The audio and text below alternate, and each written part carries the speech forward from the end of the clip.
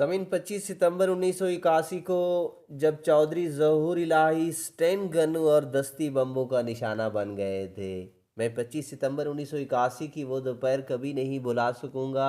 मैं गुलबर्ग में अपने दोस्त के घर बैठा गपशप में मसरूफ था। अचानक फ़ोन की घंटी बजी। बताया गया कि मेरे वालिद की गाड़ी पर मॉडल टाउन मोड़ के करीब हमला हुआ है और वो शदीद ज़ख्मी है।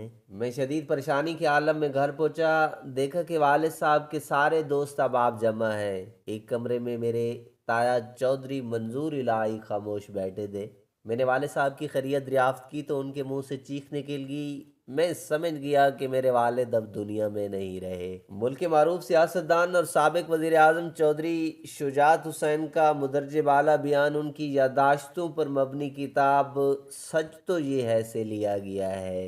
मरहूम उस रोज़ अपने दोस्त के घर से मॉडल टाउन की तरफ रवाना हुए।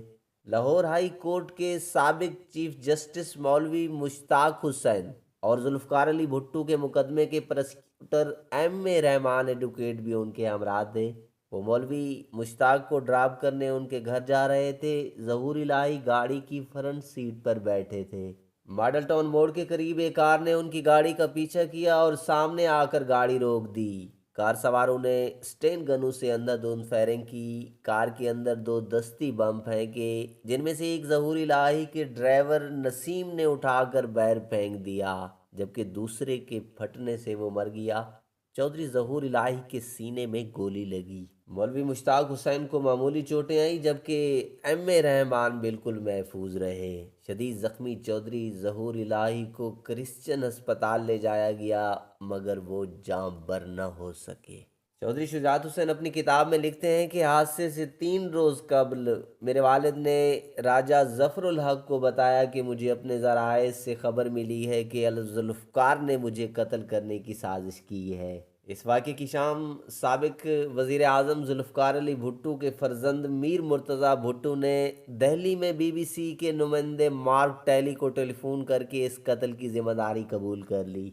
उनके बयान के मुताबिक डॉक्टर मुसद्दिक और इकबाल नामी शख्स ने ये जानलेवा हमला किया था। पाकिस्तान एयरफोर्स के साबिक सरबराह और अपने वक्त के नामवर सियासी रहनुमा असगर खान अपनी किताब माई पॉलिटिकल स्ट्रगल में मुर्तज़ा भुट्टो के दावे पर तबसरा करते हुए लिखते हैं, इस तरह की तंजीमों में ये मामूल की बात है कि वो इन कार्रवाइयों को भी अपने खाते में डाल दें जो उन्होंने सरंजाम ही नहीं दी होती। अलबत्ता इस काम में मुलव्विस अफराद का नाम ज़ाहिर करना एक गैर मामूली बात है। पुलिस की तफ्तीश में सामने आया है कि वारदात में इस्तेमाल होने वाली दोनों गाड़ियां चोरी शुदा थीं। बिलाखिर पुलिस ने अब्दुल रज़ाक झरना नामी नौजवान को इस कत्ल के इल्ज़ाम में गिरफ्तार कर लिया। उसने अल जुल्फ़कार से अपनी वाबस्तगी और काबुल में ट्रेनिंग लेने का इतराफ़ भी किया।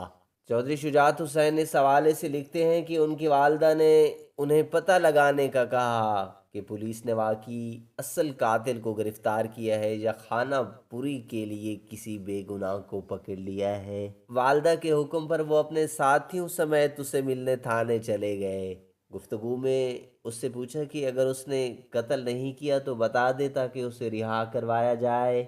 चौधरी शुजात हुसैन के बकौल नौजवान ने इत्तमाद से जवाब दिया कि मैंने अपना काम कर दिया है, मुझे फांसी नहीं होगी, मेरे लोग मुझे रिहा करवा लेंगे। कुछ अरसे बाद उसकी सजाए मौत पर अमल दरामद भी हो गया, जबकि उसका दूसरा साथी लाला असद पठान कराची में पुलिस मुकाबले में हलाक हो गया। समीन, आप भी इस वीडियो के बारे में एक कमेंट ज़रूर दीजिएगा।